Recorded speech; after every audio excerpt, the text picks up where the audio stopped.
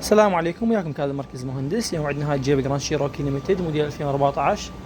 طبعا هاي السيارة صاحبها جاب لنا اياها، كان عنده خلل انه الهورن يظل يدق دائما مستمر، والاضوية الداخلية تطفى وتشتغل، كذلك الباور ستيرن والاي بي اس والتحكمات مال ايفك مال الستيرن ايضا كان متوقفة. طبعا الخلل بهذا البودي كنترول موديل، اذا تلاحظوا هذا بسبب الغسل يطب له مي. اذا تلاحظون هاي المناطق من هنا بيها تأكسدات واملاح مال مي، كذلك هاي المناطق الإبرام. فضلا بالعافية توفيقه. عالجنا الأمر باستبدال بي سي ام جديد مع البرمجة، وحاليا كل الأمور طيبة. ندخل على هذا البي سي ام.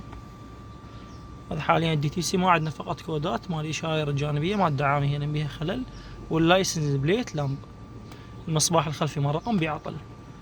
هذا كل السيستم ما بي أي كود حاليا. تحياتي.